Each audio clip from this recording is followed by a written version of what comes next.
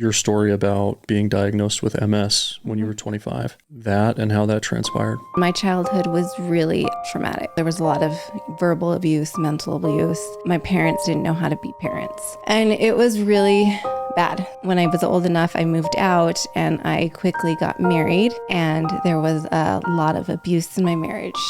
And so just a lot of years of this toxicity in my life. And I truly believe that the toxicity manifests as disease in the body. I was 25 years old and I had just woken up one morning and the whole left side of my body was completely numb. I had 2 little kids, a little baby at this point. I was already planning to leave my husband at the time. So I decided to go to the doctor, and they ran a lot of tests, MRI, spinal tap. It came back as multiple sclerosis. And they told me, you will end up in a wheelchair. And then the final relapse that I had really took me out. I was numb from the waist down, and there was one point where I tried to end my life. It didn't work. And the very next day, I started my healing journey. So I was in fight or flight my whole life.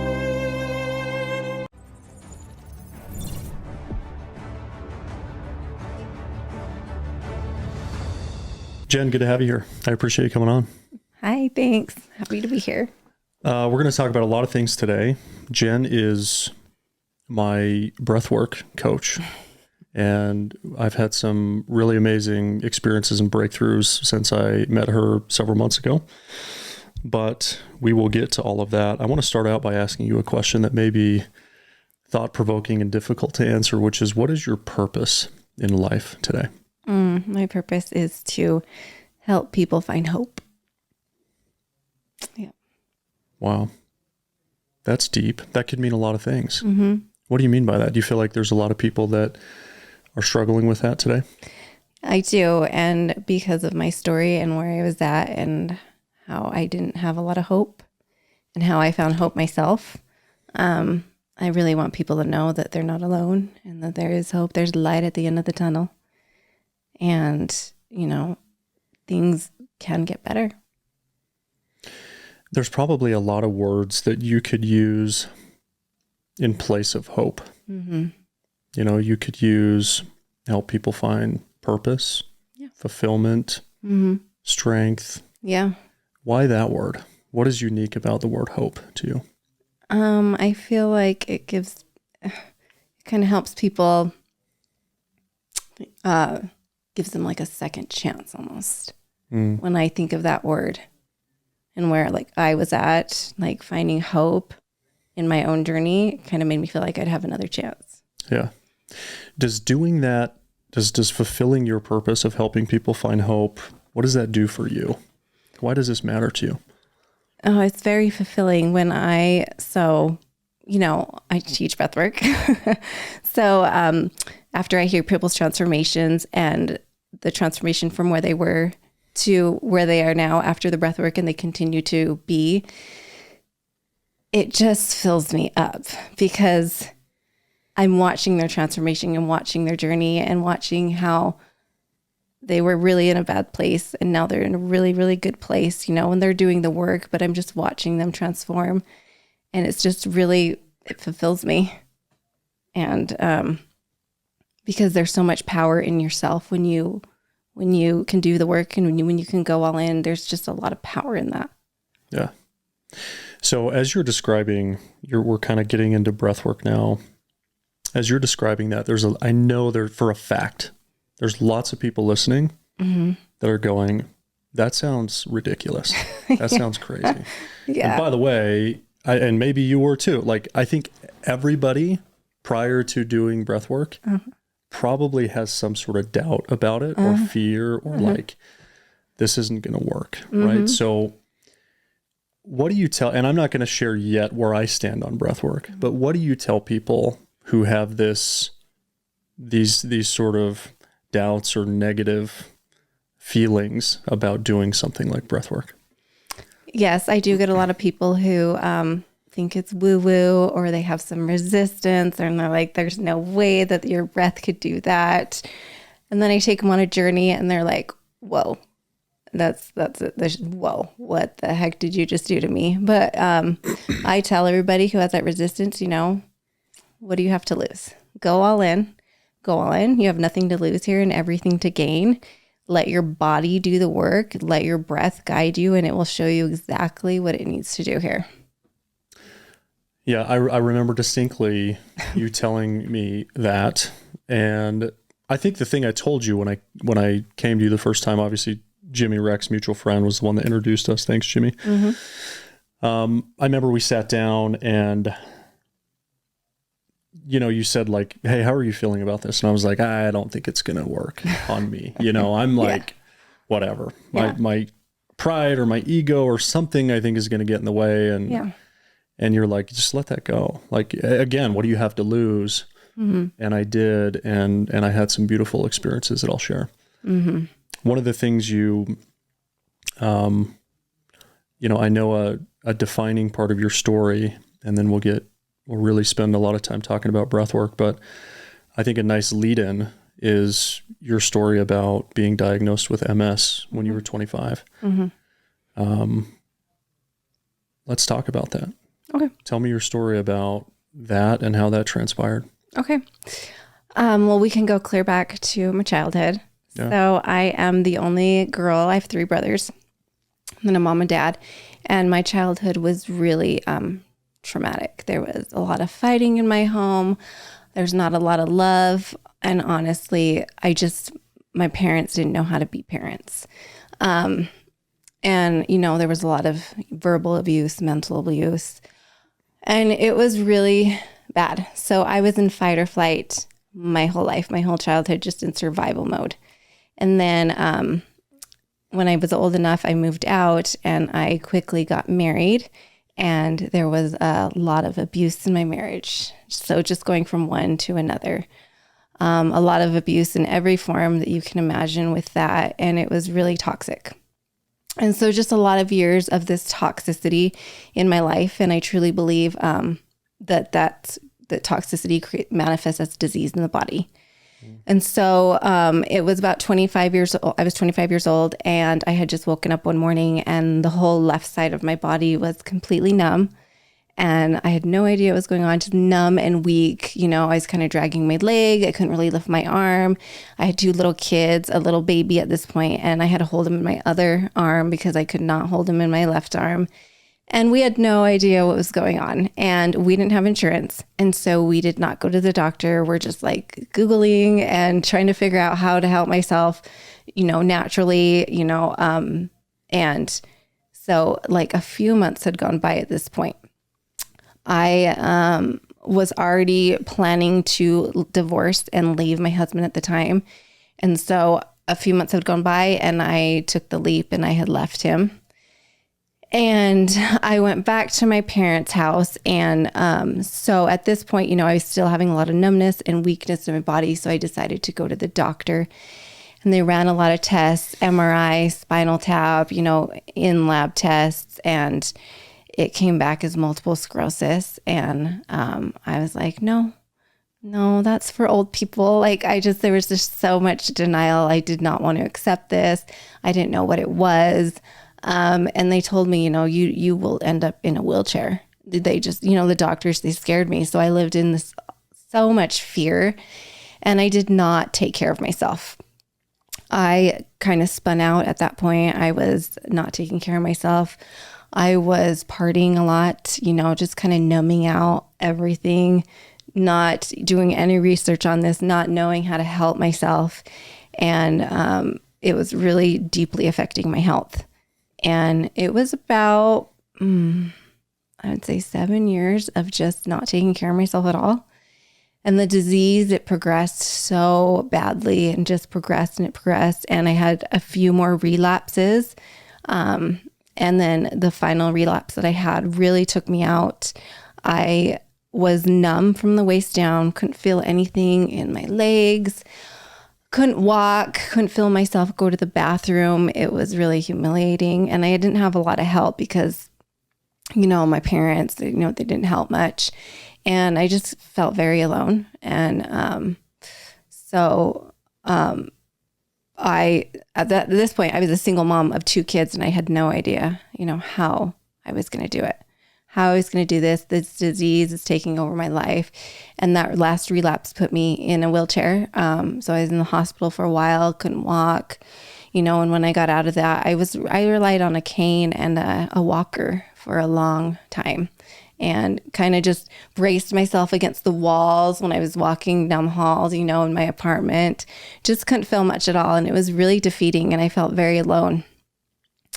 So the disease, I was still drinking at that point because I just didn't know how to do it. And I was really, really depressed, and I was really actually suicidal. And there was, one point where I tried to end my life and it didn't work. And so and I thank God, for that. And the very next day I started my healing journey. So. Wow. Yeah. If that's not a roller coaster, yeah. I don't know what is. Thanks for sharing that. Yeah. I know that's not always easy to go back to some of those moments in our past that are really difficult moments. Yeah. There's a lot I think that we could talk about from there. Mm-hmm. And there's a few points that I definitely want to hammer home on. Your healing journey, is breathwork tied into your healing journey? Mm-hmm. Okay. So what I'm going to do is then I'm going to save talking about that momentarily, but I want to double click maybe on a couple of things. One of them was you had an abusive marriage. Mm-hmm.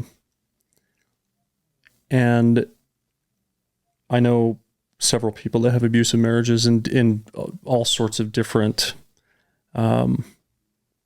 forms, if you will. Mm-hmm. And I think one of the commonalities in abusive marriages is they're really hard to escape. Yeah.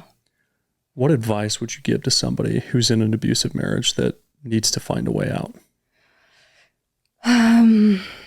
What advice would I give to people? Don't isolate yourself. It's really common to isolate ourselves, especially the abuser.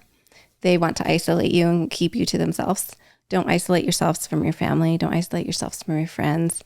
Listen to your gut. And usually, the gut's always like, leave, leave, leave.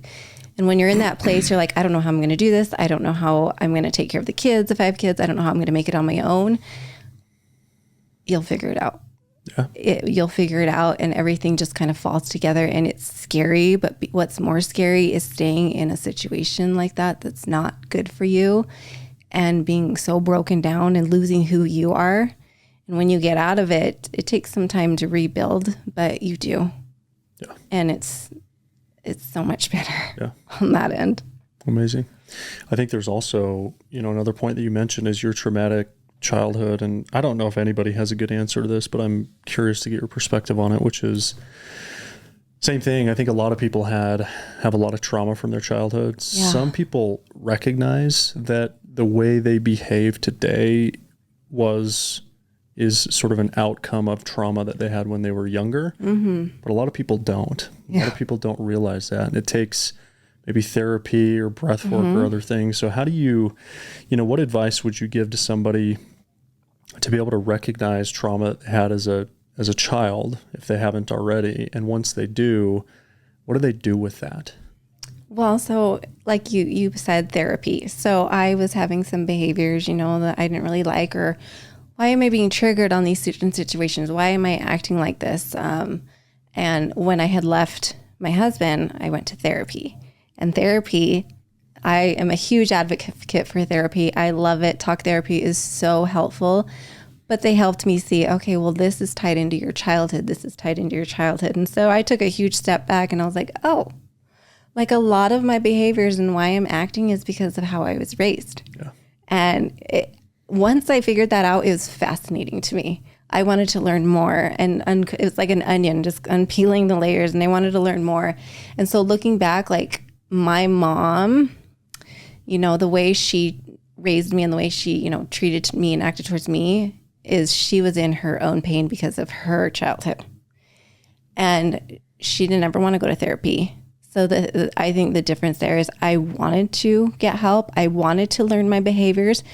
I was kind of sick of acting the way I was and tired of my own crap. And I think when you get to that point where like, yeah, I'm sick of myself, you will seek options to help yourself. Yeah, for sure. Yeah.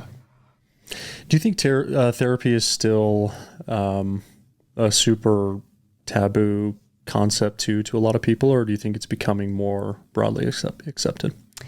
I think I think like 50-50. I openly talk about therapy because it's helped me so much.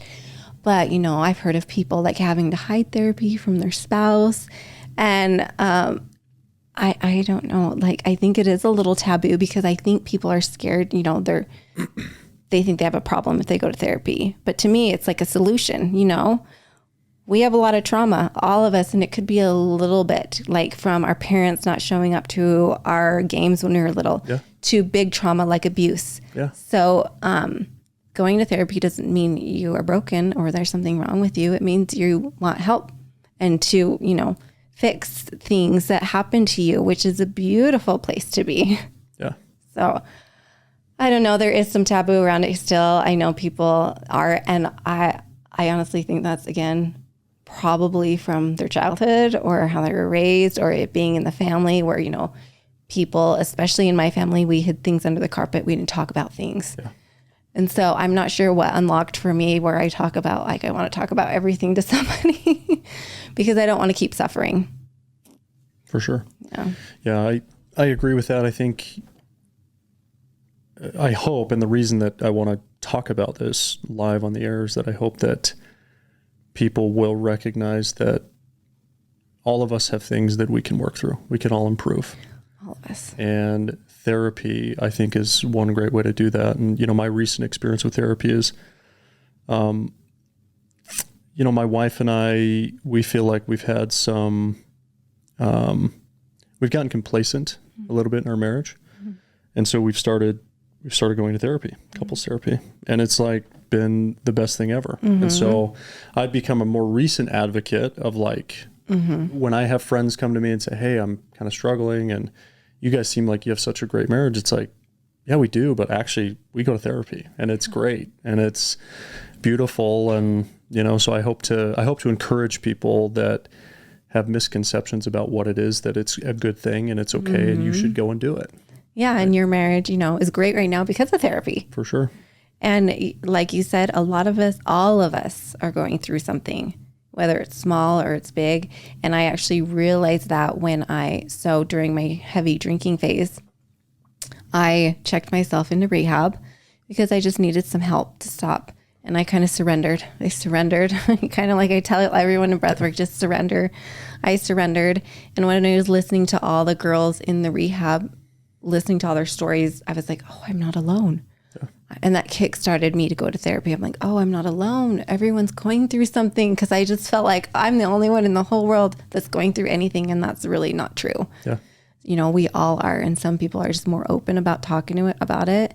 And therapy is the first step I took in my healing journey. Yeah. And I still go. And that was 7 years ago. Yeah. So, you know, you talked a little bit about, and again, these are hard topics to talk about for sure. And I know, you know, I've talked about similar things on the podcast before, and there's always going to be people who don't like bringing up really hard subjects, but you talked about suicide. You talked about being suicidal. Mm-hmm. If you could share one message with the millions of people who today are contemplating suicide, what would that be?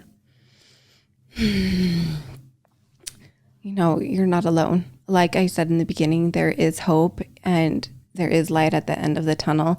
And whatever you're going through can be talked about, can be worked through. And I'll tell you, when I was in that rock bottom, the lowest, that was rock bottom for me, I felt so alone. Like I said, I felt like there was no one that was going through, no one could listen, nobody would understand me. And it was alone, and I isolated myself, which made you feel more alone. Yeah. And so people who are in that place, it's hard to get yourself out and to be around other people. But that would be the biggest thing I would encourage people to do, you know, find people who are doing good and hang out with them, be around them. And you'll start to wonder, okay, why are they doing so good?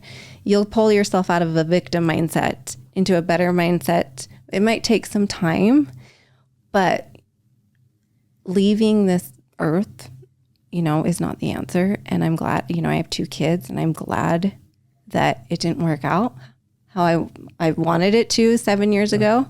I'm very grateful for that, because there was so much more here for me to do. Yeah. Yeah. Amazing. It's, along those same lines, and I think it's very similar. It's like, you have to have enough courage to just talk about it. Yeah. With the people that you trust. I like that. And I think one of the best forms of therapy, even if you're not sitting down with a therapist, is sitting down and opening up and being fully vulnerable with somebody that you love, whether it's a spouse, a boyfriend, a girlfriend, a best friend, a parent. And I think if people just could develop a little bit of courage to do that, the suicide rate would drastically decrease. So I think so too. And it's scary to get vulnerable, and people are afraid to be judged. But especially if it's with people you love, they'll listen. Yeah. They'll understand. They'll hear you out. And if you are in that low of a spot, they will definitely listen to you. Yeah, for sure. All right, let's get into the most exciting part of the podcast, which is breath work and all things breath work. For those who don't know what breath work is, what is it? So breath work is an active meditation where we are consciously breathing. Now there's different ways you could do breath work. You can do it for anywhere from like 3 to 10 minutes, which is called an integrative breath work session, where you can do that when sitting up or, standing while you're doing the dishes, doing some breath work techniques to help ground you a little bit.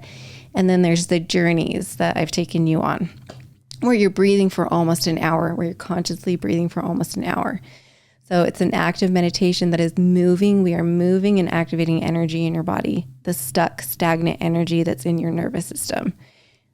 We have a lot of blocks in our nervous system with energy, a lot of unprocessed emotions, and a lot of trauma, just like the term, the body keeps the score. So your nervous system and your body is going to remember things that your mind forgets, which is why we have those triggers. So breath work goes in there and it moves that energy around. It moves it and it clears it out of the way. It's a very healing practice. What kind of breath work do you practice? Holotropic breath work. Okay. Yeah. And what is holotropic breath work like? What's a close comparable to holotropic breath work that people could understand? Like, I've heard it described as potentially similar to taking plant medicine or some kind of psychedelic. Is that fair? Yes, I hear that all the time. It can be a very psychedelic experience. A lot of people can have out-of-body experience, feel very euphoric, really grounded and connected to their bodies. A lot of us are very disconnected from ourselves. So it really just drops you back into the body. But I've had a lot of people, so I don't do a lot of plant medicine. Yeah. It hasn't been part of my journey. But I'm thinking about it. But I've had a lot of people who are like, wow, that was just like an ayahuasca experience or a mushroom experience, a psychedelic experience. Yeah. So, and they tell me all about it. I'm like, yeah, that's what I've heard. So how does somebody do this? Like, what is the actual process, if you can describe it? So if you're going to do a one-on-one session, somebody's like, hey, Jen, I want to do breath work. Yeah. And you're like, cool, let's set it up. You guys meet in a place, and what happens? What do you take them through? All right. So they come, to my place, and I get to know them a little bit more. I get to know what's going on in the body. I want to know what they're working through. And you might not be working through anything, to be honest. Yeah. Some people, they just want to come feel really grounded and really at peace. And some people are working through some hard stuff. And so they come, and I like to get an idea of what you're going through when you come to my session. So I get an idea of that before. And then I teach you the breath pattern. The one I teach is in through the belly, in through the heart, and then out through the mouth. So it's called the 3-part breath. And that's one is a really activating one for the system, which we want to activate the system to kind of stir up what is ever stagnant in there and bring it to the surface so that you can let it go. So I teach them the breath pattern. I lay them down, get them grounded into their body a little bit, kind of relax. We bring in an intention. I like to focus on an intention. It's good to have something to focus on. Although the breath is going to go in and give you exactly what you need. And that could be a very different thing than what you wrote down on your intention, because we get into your subconscious mind. And when we get into the subconscious mind, many different things can happen there. So I teach them the breath pattern, lay them down, start the breath pattern where we're breathing for about an hour, and I do like 3 top holds, which, where we're going to hold our breath, take it all in and hold the breath, which these are my favorite. A lot of people is where they feel really euphoric, but their transformations kind of happen right after that, because you're holding so much oxygen in your body with those top holds, and they feel good. But during my sessions, people can experience anything from, they might be lying there really still and quiet, and some people are really activated. They're moving a lot. They're letting out big noises. I've had people who will yell, who will scream, a lot of tears. I would say, especially if it's your first breathwork session, I feel like a lot of people will cry with that one. And because of all the energy we're moving, people experience all sorts of different body things like numbness, tingling, hot and cold temperature changes. And I take them through that journey, and I bring them back out, and they're laying there for a little bit. And then I have them share with me their experience. And I've never heard a similar experience. I mean, some of them are similar, but no one's are ever exactly the same. Yeah. Ever. Everyone's completely different. And each time you do breath work, it's a different experience. So if you had like an incredible experience the first time and you come back, your experience is going to be so different because your nervous system needs something completely different that time too. So I like to think of it as like a reset for the nervous system. I love that. That's really helpful. You said a word that I wrote down, which was, you're going to get exactly what you need. Mm-hmm. Is that true? I think so. Yeah. Okay. Because a lot of my, clients, when they come out, they're like, oh, I didn't know that I needed that. But it's been sitting in their subconscious mind, and it just came right to the forefront for them. That makes a lot of sense.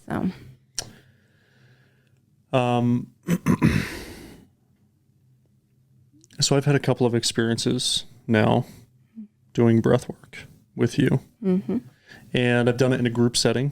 We actually hired you to come out to San Diego to do a experience with a group of executives that I was working with. And then I've done it in a one-on-one setting. And actually both experiences were very different, right? So maybe describe for somebody who's going to do this for their first time. Yeah. And hopefully there's going to be several people that reach out to you to do this. Do you recommend that they do it in a one-on-one setting or a group setting the first time? So I remember you asking me that before, and I think everyone's different. So me personally, I love group settings. Yeah. There's so much permission being given when I can hear everybody going through it, when I can hear people crying, and plus I love the energy when we're getting together as a collective to breathe together. It's really powerful. The energy is amazing. So I personally love a group setting, but some people are a lot more private. They want that one-on-one experience. It's a little more intimate. They don't want to be vulnerable, and being vulnerable is really scary. They don't want people to hear them crying, So it's really up to you. It's up to you and how you think you will do. But I do think both are powerful and both have their place. But if you can get together with a group of people that you trust and, love, it can be a powerful, really, you're feeding off each other's energy, and it can be a really powerful experience. Yeah. Yeah, I fully agree. The one that we did, the one that I did individually was incredibly powerful, and it allowed me to really open up and not be prideful or shameful about going through this experience. Yeah. I could just let it happen. I could just let it do what it was going to do. Yeah. once I had done that, then we did it in a group setting. One or two folks in that group setting I knew really well and had great relationships with, but a couple I didn't. Mm-hmm. And I could see how that could be a little bit uncomfortable because you're thinking, what are they going to think if they hear me make this noise mm-hmm. or do this thing? Mm-hmm. And there was somebody in that group, if you remember, that definitely wasn't able to fully unlock mm-hmm. their full potential because of that, I think. Yeah. Right. Mm-hmm.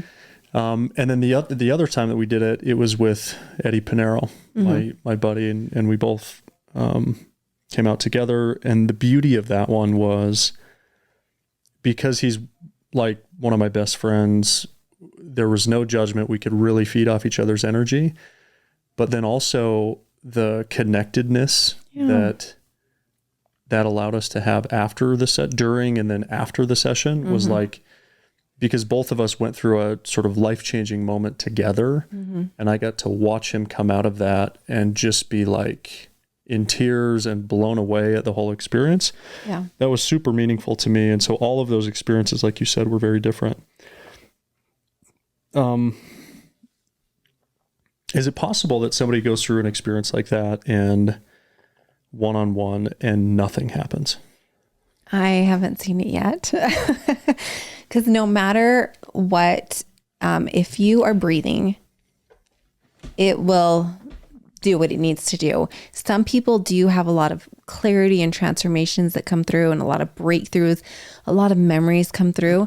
But some people just have a body experience where they feel really kind of like a body high. Breathwork can make you feel high. Yep. So some people just experience a body high and some people just come for that body high. And like I said, some people come to really work through things, but nobody's ever left and said, oh, that didn't work. Because if you are consciously breathing, it's going to start activating your parasympathetic nervous system, which puts you in a state of relaxation and grounding. So you will definitely feel something. So no, not yet. No, that's cool. But there are people who are afraid to let go and have that resistance. Yeah. And which is when I tell people, your ego is going to kick in, drop the resistance a little bit. It's going to kick in strong for some people about the first 10 minutes to try to get you to stop breathing, push past that resistance. If you keep breathing, that's going to start to quiet down and your breath will take over and you will be in your experience. But like you said, there was that one person in the group setting who just kind of did have too much resistance. And I believe she just stopped breathing.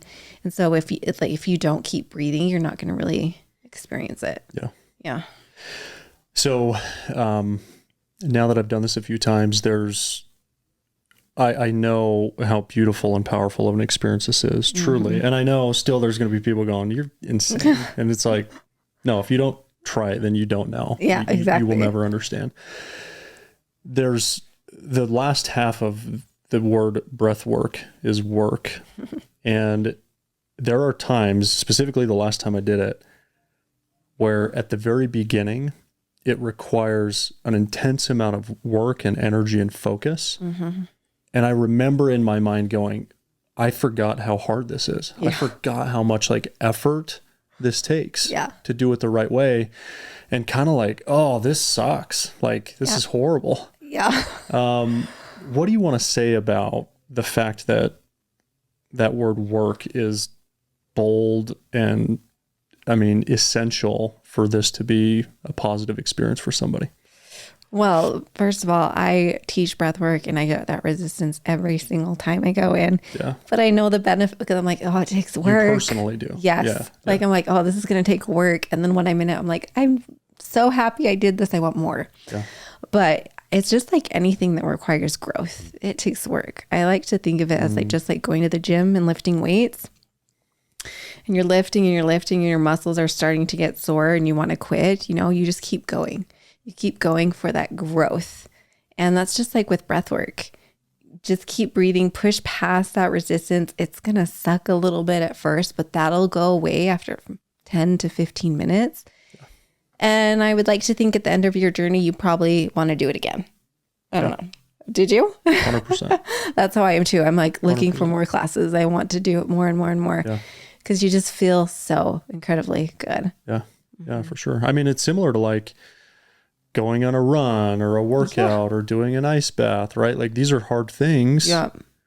But when you're done, you have that release of endorphins, norepinephrine in the brain. You're feeling really positive. You've got a good attitude and your energy goes up. I mean, all the great things. So yeah, and you just did something hard. Yeah. And you know, the breathwork journey you can make as intense as you want. Yeah. So for instance, if you want a really intense experience and you're like, yeah, I want to go all in, you just change, you breathe with more force. But some people breathe really gentle. You know, we want to take the deep breaths in, but some people breathe in with a really gentle breath, and that gives them a beautiful transformation. You don't need to come in and, you know, go all crazy with the breath, but you can. It's just, what is your intention for the journey today? And the thing that I love about the way I teach is your foot's on the gas pedal. You are in charge of your journey here. You can activate your system as much as you want. And there's so much power in that. There's so much power in knowing that you are doing this yourself, and you can slow it down. You can speed it up if you want. It's not like going through a plant medicine journey where you're stuck in it for 8 hours. You get to do it however you want to with your journey. You go at whatever pace feels good for you. Amazing. Yeah. Do you mind? So I'm going to share a couple of experiences from breathwork that I've done with you, but do you mind first demonstrating what the breathing pattern looks like right now? Yeah.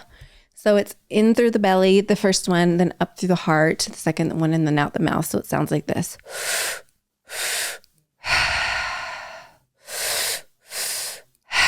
So the first breath through the belly, you're filling it up with air, so it's actually going to expand.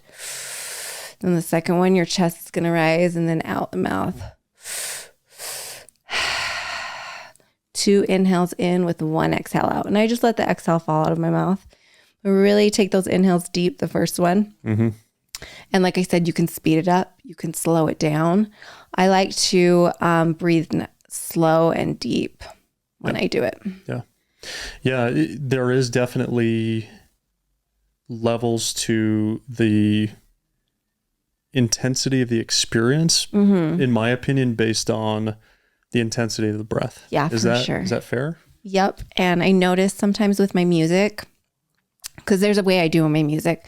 I bring you up, I really get your nervous system activated, and then I bring you back down, usually about halfway through is where you're really in it and the emotions start to come through and everything. But sometimes I notice I match the pace of the music, so I go really fast and then I slow it down. Yeah.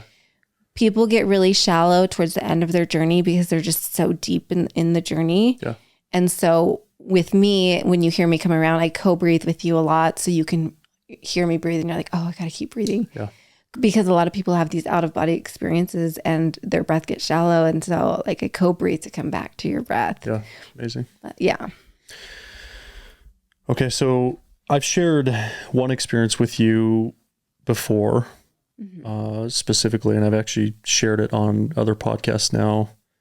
And I think I've shared those with you too, which is, and I'm not going to go into the details of this story because there's one that I really want to share that you don't know about. Yeah. The first one was the first time that we did it together.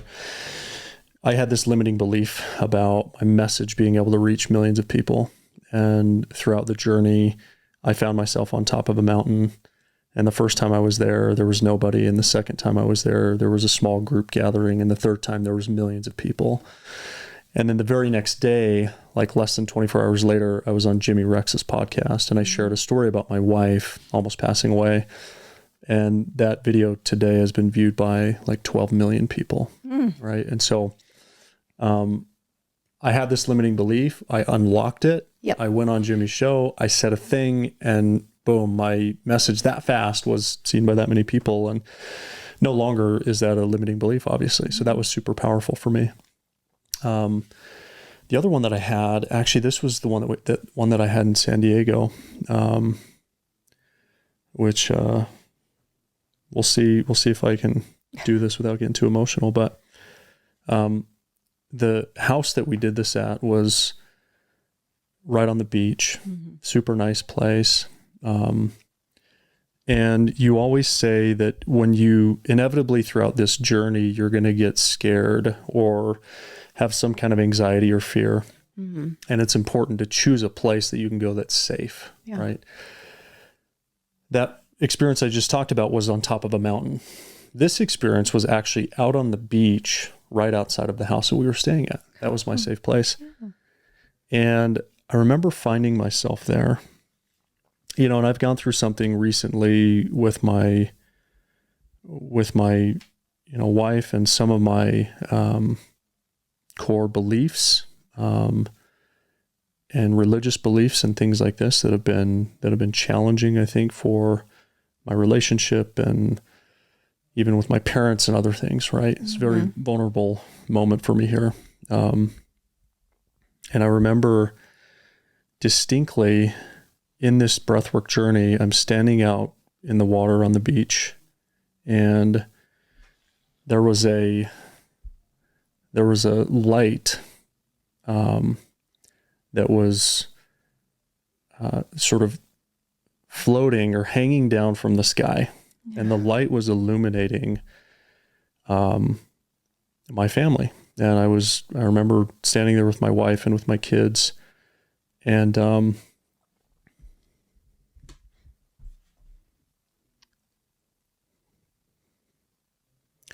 remember my son, he's 7. I think a lot about what it's like to be a good dad, and it's the most important thing for me. And he said, Dad, if you're proud of who you are,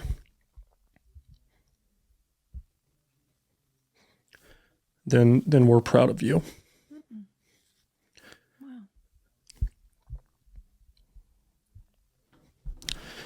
And it was really profound because, you know, I've really beat myself up a lot over some of this stuff lately. And then I remember, you know, sort of my wife and the rest of my kids like rallying together during that journey and agreeing that, you know, if you're proud of yourself, then we're proud of you. And I've never really thought about it that way. I've always thought about, you know, I have to make my kids proud. I have to make my wife proud. I have to act or behave a certain way or believe certain things in order for them to accept me. Yeah. And in that experience, it was different. If you are comfortable in your skin and you're being authentic and you're proud, then therefore we are proud, right? Yeah. And that was pretty life-changing for me. Yeah. Wow. Thank you for sharing that with me. I love to hear those transformations, and that's my why right there. That's my why, is that breakthrough that you had for yourself, feeling enough and feeling proud of yourself, you know, then they're proud of you. There's so much in that. And you found that doing breath work. Yeah. And it gave you probably didn't know you needed that, but your subconscious mind did. And it gave you that. And that's powerful. Yeah. Thank you. And you're right. It is life-changing. And I think breath work is life-changing. So many sessions. For sure. Mm-hmm. For those who want to, for those who are on the fence, to wrap this up, what do you want to say to them? On the fence about doing breathwork? Yeah. Yeah. Oh, well, like I said at the beginning, you have nothing to lose. You have everything to gain. It's safe. You are in charge of this journey. And what I tell everyone is go all in. Go all in. You're going to be laying on that mat wherever you are. I'd love if you came to one of my classes, you're going to be laying on that mat, not knowing what to expect. Go all in and let the breath show you, you know, exactly what it's going to do for you. Amen. Yeah. We'll wrap on that. Jen, thank you so much for coming on and being vulnerable and sharing your story and educating the audience on breathwork. It was a pleasure. Thanks for having me.